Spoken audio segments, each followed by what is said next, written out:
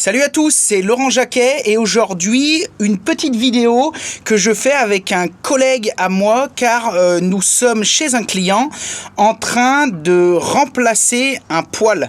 Alors c'est un client qui avait un poêle à bois, on enlève son poêle à bois et on va remplacer par un poêle à granulés de bois automatique avec, par contre c'est un poêle thermo. Donc c'est ça qui est intéressant, c'est que il va à l'intérieur de ce poêle, il a un petit circuit d'eau chaude et donc avec on va pouvoir réchauffer de l'eau qu'on va envoyer dans des radiateurs, etc. En l'occurrence ici il y a des radiateurs mais il y a aussi des cassettes de soufflage parce que dans cette maison il y a une pompe à chaleur qui est installée, qui fonctionne moyen, enfin à mon avis qui est pas super adapté à la maison. Mais bon, les vendeurs de salade, voilà. Donc c'est pas grave. Mais donc du coup, on va mettre en poêle à granules un petit appoint et puis comme ça, ils s'embêteront moins. Et voilà. Donc je suis avec mon collègue Antonio Borja. Ramoneur à Aurec. Ramoneur fumiste. Ramoneur fumiste à Aurec. Oui, parce qu'alors, j'en ai déjà parlé des fois dans mes vidéos, mais c'est pour ça que je vous en reparle. C'est pour ça que je fais la petite vidéo avec le collègue. C'est que... Attends, j'y vois rien. Tu vois, toi, Antonio? Voilà. Oui, ouais. Donc je vous mettrai ses coordonnées dans la description, c'est un super bon, moi je bosse qu'avec des bons, hein. On va pas s'emmerder avec le reste, ça sert à rien, hein. Du boulot il y en a, et voilà. Et donc quand je travaille sur des installations comme ça de fumisterie où j'ai besoin de changer un tubage ou alors on installe une chaudière ou quoi que ce soit, il y a des interventions à faire sur la fumée, et je fais appel à Antonio, c'est un super bon ramoneur et c'est surtout un spécialiste des fumées parce qu'aujourd'hui on n'a plus le droit de faire ça nous-mêmes. Dans le temps, enfin, qu'est-ce que t'en penses, toi? Il faut respecter la loi. Donc la loi, c'est le DTU 24.1, 4.1. Donc aujourd'hui, il y en a qui font n'importe quoi parce que en fumisterie, on peut trouver tout et n'importe quoi en grande surface et les gens mettent n'importe quoi du coup et il y a des gros soucis quoi. Et c'est pour ça que moi je fais, par exemple, avant moi je ramonais tout pour mes clients, j'ai des cannes de ramonage, etc. Et en fait, on n'a pas le droit. On s'est rendu compte qu'on n'a pas le droit et que pour toucher aux produits de combustion, aux produits de fumée, etc., il faut faire appel à quelqu'un de qualifié qui a eu une formation spéciale pour ça, etc., etc. Et ça craint parce que d'abord les gens, enfin ça craint pas, mais ce qui craint, c'est que comme tu disais, Antonio, c'est qu'aujourd'hui, malheureusement, les gens peut-être par des informations. Puis avec Internet et tout, on fait n'importe quoi aussi. Voilà, par des informations, c'est-à-dire qu'aujourd'hui, le particulier, il va s'acheter ses 2 petites cannes, il va acheter une petite bûche de ramonage chimique à la con, et puis le jour où il y a la baraque qui prend feu, et l'assureur il vient, il dit écoutez, vous êtes marron, vous avez tout dans l'os, parce que la loi c'est comme ça, c'est comme ça, c'est comme ça, vous devriez avoir des certificats de ramonage. Alors pas le certificat qui est fourni avec la bûche. Hein. Exactement. ça on le trouve. Ouais. Alors ça c'est là quand vous achetez une bûche chimique à la con dans les bricots-bourricots, vous savez, avec il vous donne un papier. Et la loi elle est simple, elle dit c'est clair, il faut que ça soit fait mécaniquement et par quelqu'un d'habilité. Voilà, donc mécaniquement ça peut être qu'un ramonage pas avec des hérissons, etc. Vérifier la vacuité du conduit sur toute sa hauteur. Vacuité, ça veut dire qu'il n'est pas obstrué. Il peut y avoir un nid de guêpe, un oiseau qui a crevé dedans, etc. Ou des briques qui sont cassées. Des briques qui sont cassées, etc. Vérifier ça, vérifier l'étanchéité. Donc là, le collègue, de temps en temps, je le fais venir, il me fait un test de fumigène, etc. Tout est prévu, c'est technique, pour être sûr que votre truc, il est toujours étanche. Et habilité. Alors habilité, comme je vous disais, avant, c'est vrai que, et puis même encore maintenant, tout le monde fait ça. Oh, mais moi, j'ai des cannes, je ramone. Mais c'est pas bon. C'est pas bon. Donc, même des gens comme moi, si vous voulez, que je suis à la base quand même plombier chauffagiste, j'ai fait ça un peu toute ma vie, je le fais plus.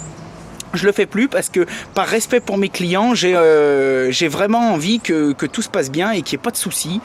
Et faire venir un bon ramoneur, ça coûte pas tellement cher et c'est l'assurance. L'assurance de la sécurité et l'assurance surtout, pareil, on n'en parlera jamais assez, juridique. Alors il y a des gens qui vont dire oui, juridique, mais ça craint rien. Juridique, ça craint jamais rien.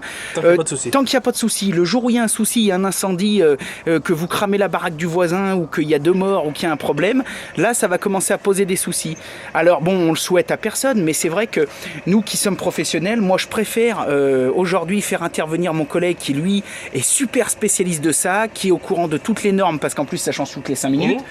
Et voilà, aujourd'hui un ramonage professionnel, fait par un professionnel, ça coûte quoi? Entre 40 et 50 euros, ça dépend. Entre 40 et TTC? TTC, oui. Entre 40 et 50 euros TTC. Alors chez nous. Donc bon, oui, alors ça dépend de plein de choses. Ça dépend si vous avez un machin de. Ça dépend de la distance, ça dépend. Mais bon, nous, on est à peu près dans la Loire, la Haute-Loire, voilà, tous les départements aux alentours de Rhône-Alpes. On est aux alentours de 50 balles TTC. Alors à plus ou moins 5 euros près, normalement. Et là, pour ce prix-là, vous avez l'assurance d'avoir quand même un travail de bonne qualité. Donc, et puis. Homologué, quoi, voilà, homologué. Voilà, donc ça c'était la petite parenthèse technique, parce que je sais que j'ai des gens qui vont me dire « Ah mais pourquoi tu travailles, pourquoi tu as fait venir quelqu'un, etc. » D'abord parce que je l'aime bien, il est sympa, on s'entend bien, etc. Et ensuite parce qu'il me fait du super boulot, et ensuite parce que comme ça, eh ben, quand je fais ce genre d'installation, c'est lui qui gère tout le poste fumisterie. Comme ça, ne serait-ce que d'un point de vue qualité par rapport à mes clients que j'adore et que je respecte, et pour lesquels je ne veux pas faire n'importe quoi, au moins... tout est fait impeccable selon les normes, selon les règles. Et puis il a l'habitude, il monte sur les toits, il passe le tubage, il en fait son affaire. Voilà.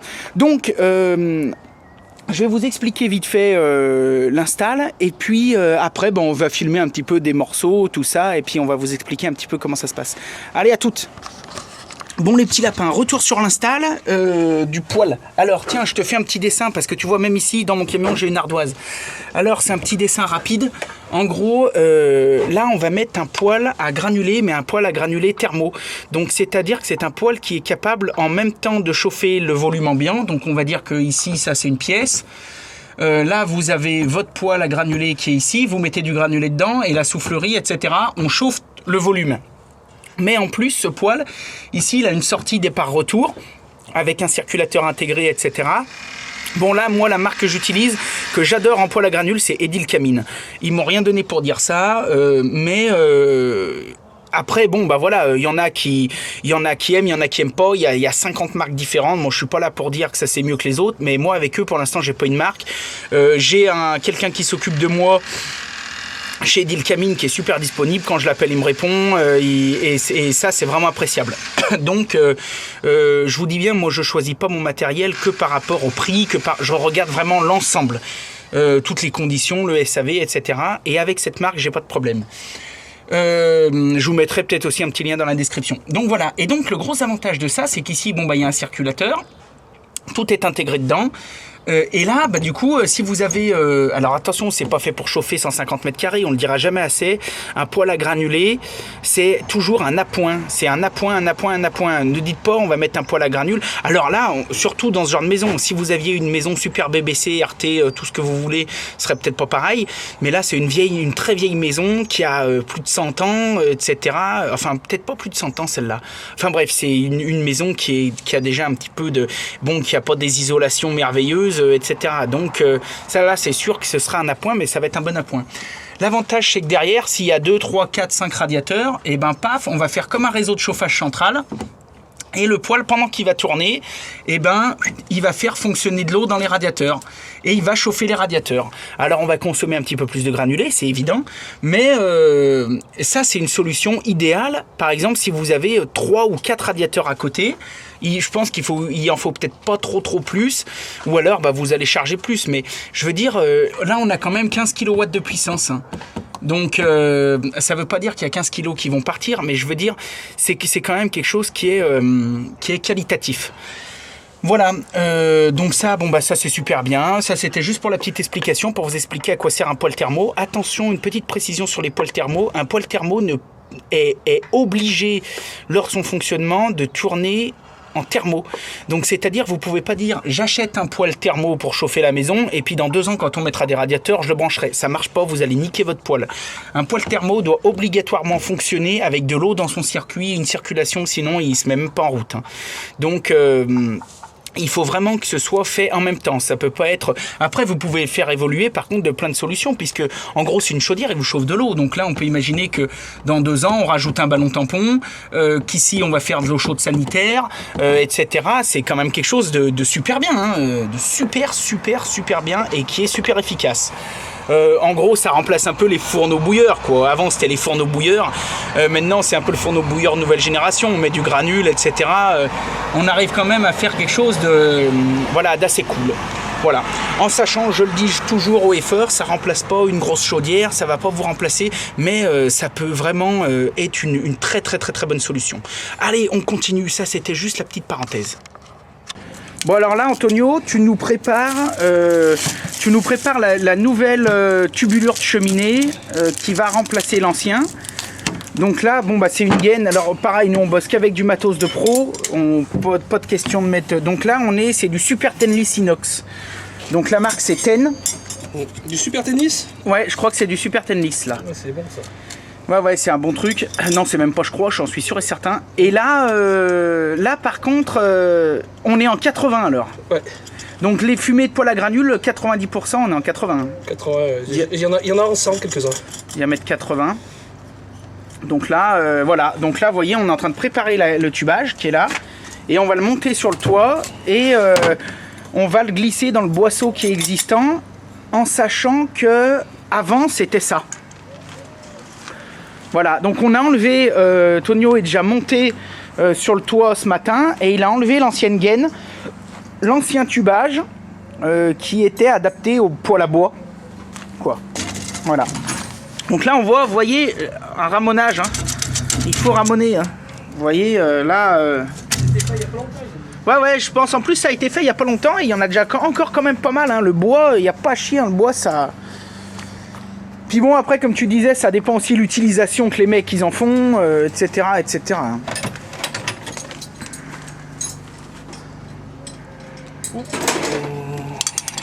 Allez hop, on finit d'accrocher ça et on se retrouve. Là, donc là on a notre Tonio qui nous tube la cheminée. Donc l'ancienne cheminée, on peut voir qu'il y avait un chapeau. D'ailleurs, elle est pas mal. Il y a encore, on va le remettre après. C'est bien parce qu'elle est haute. Hein.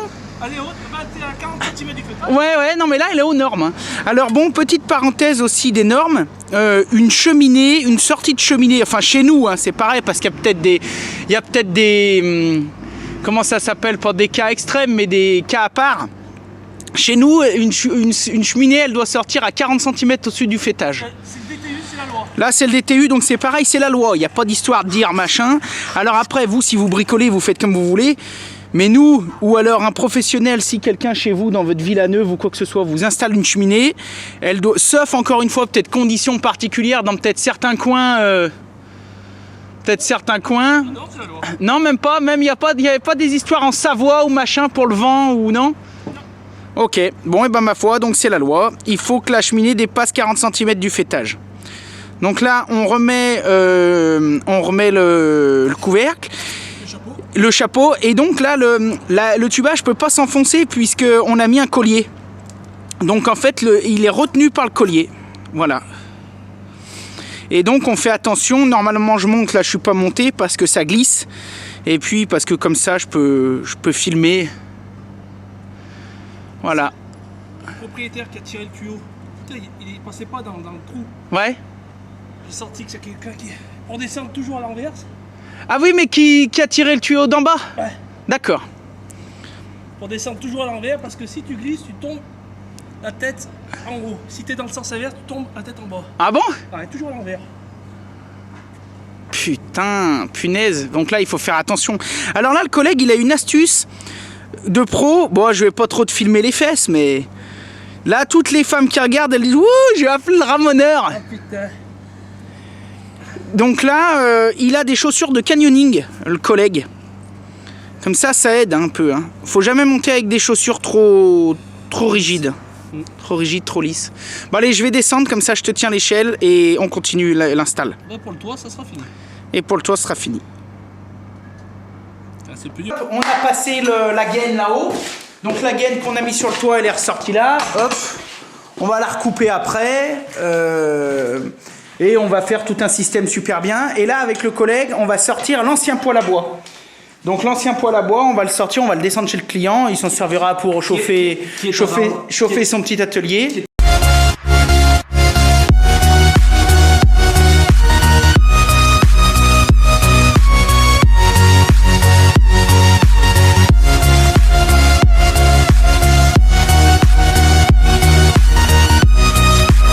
Bon boulot. Ouais, mais ton truc, il est bien. Ah, regarde, hein, On le met où? On va le mettre dans le garage. Hein. Attends. Ça passe. Ça passe? Ouais. Ça passe, putain. Je pensais. Bah, je sais pas. Si, mais il va venir. Il a alternance? Ouais, il est un peu en alternance. Donc, prochaine fois. Bon, alors là, on est en train de... C'est quoi ce bruit? Ah, mais c'est quoi? Là, on est en train d'ouvrir le nouveau petit bébé. Donc, Edil Camine Bijou. Edil Camine Bijou. Donc, on va désosser tout ce qu'on peut parce que c'est très lourd. Mince. Et donc, c'est bon? Non, c'est bon. Et donc, pour monter ça dans les escaliers, ça va être coton. Donc, à chaque fois avec le collègue, bah, on démonte tout ce qu'on peut. Parce que vu que les 3/4 c'est en fonte, et ben, tout ce qu'on enlève, à chaque pièce qu'on enlève, c'est 1 kg de moins. Et après, on le remonte.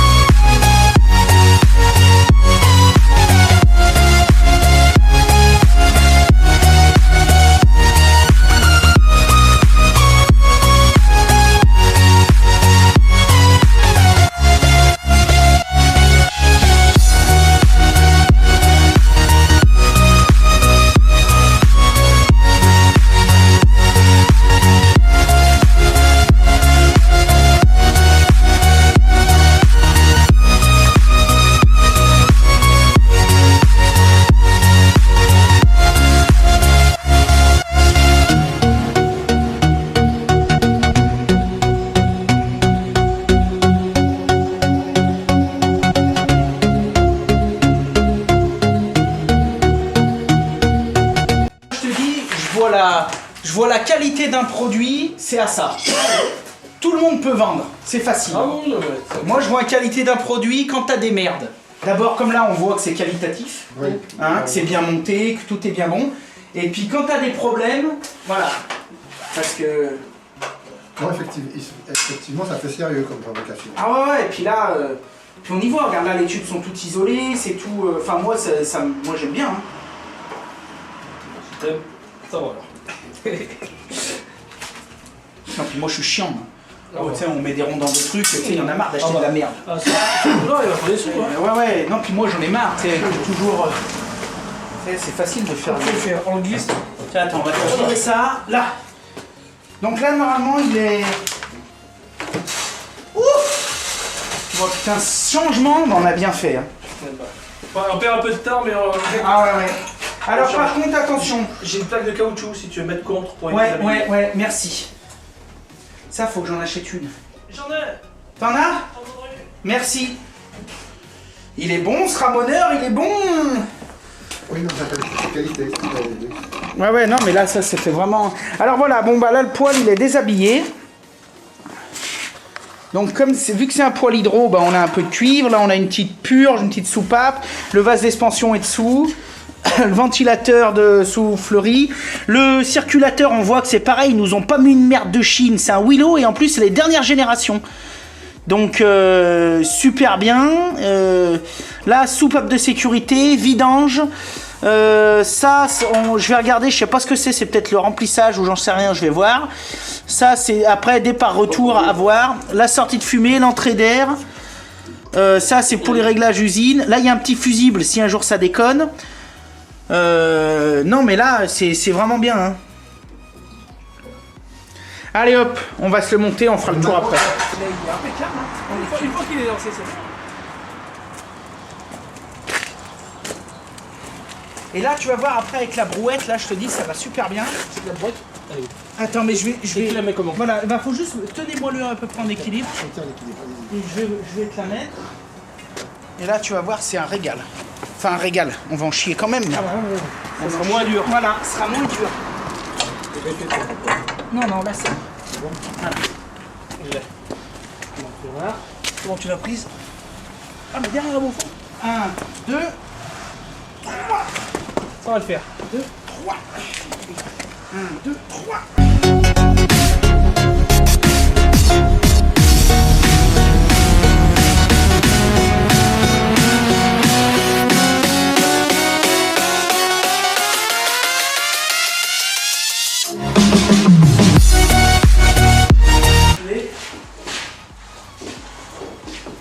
Non, pas les protections, mais tu sais, je disais... Tu veux faire un pour moi? Ouais. Oh oui, mais maintenant, c'est ce que je vais faire là. Je vais mettre la rosace. Je vais mettre la rosace et après les conduits, comme ça on verra où c'est que. Voilà. C'est que c'est lourd. Ouais. T'as prévu où c'est que tu voulais le mettre? Dans l'angle? Au milieu, à l'axe?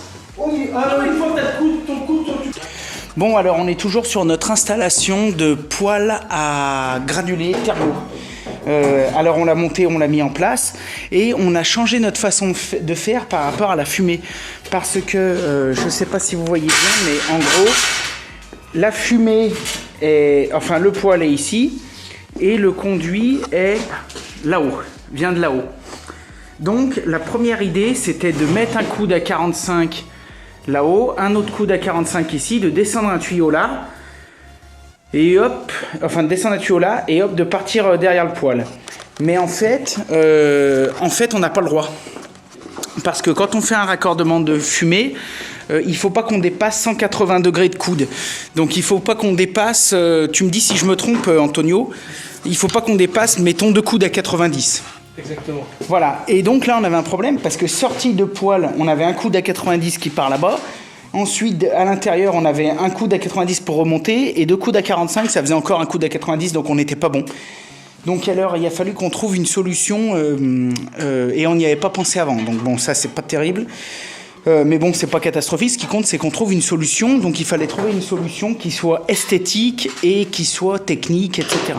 La première solution qu'on a trouvée, c'est de faire monter le tuyau ici, droit, donc comme ça on enlevait un coude, et coude à 45, coude à 45. Donc en fait, on aurait eu une traversée de cloison qui était à 45 degrés. Bon, c'était pas trop déconnant, mais par contre, ça faisait monter un tuyau comme ça, et bon, esthétiquement, c'était peut-être pas terrible. La deuxième solution qu'on a trouvée, intelligente, c'est que du fait qu'en fait, on a un tubage qui est plus grand ici, donc là, on va fermer, on va faire... on va caissonner le truc en M0, donc en matériaux incombustibles, etc. Nickel. Et on va fermer et du coup on va descendre le flexible, la contre, et après mettre un T et hop partir derrière. Et donc derrière on verra quasiment, voilà, on va juste voir une sortie. Alors là on n'a pas fini, on est en train de le faire. On va juste voir une sortie et crac qui rentre dans l'arrière du poêle. Donc là comme ça ce sera tout nickel, tout aux normes, etc. Donc je vais attaquer la cloison et Antonio il commence à remonter le poêle qu'on a démonté en bas. Regarde, elle est là derrière. Regarde. Tu vois, j'ai fait un trait. Je suis bon. Terminares. Ça va vrai bien. Seul reproche que je lui fais, c'est que c'est gros quoi. Ouais, mais bon. Par contre, ça coupe, ouais. C'est sûr que là, c'était pas nécessaire de l'emmener. Ah ouais. Mais après, dès que tu fais un peu de volume, tu la mets au milieu de la pièce, crac, crac, crac, crac, crac, ça va. C'est pas bon, hein. Et puis, tu sais, tu as tous les profils, tu peux changer les profils, etc. C'est vraiment bien. Enfin, moi, j'en suis super content. Et je vois. Tu vois que j'en suis content. Je vois que t'en es content. Bon.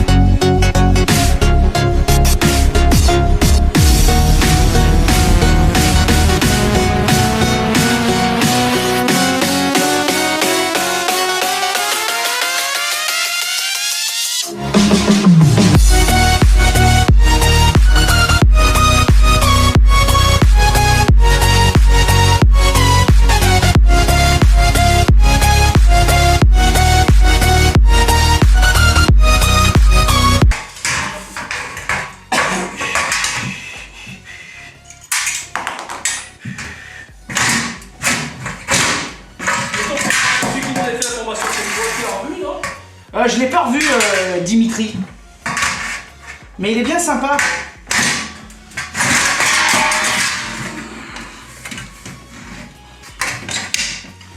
Allez, 1, 2, 3. On va remettre encore.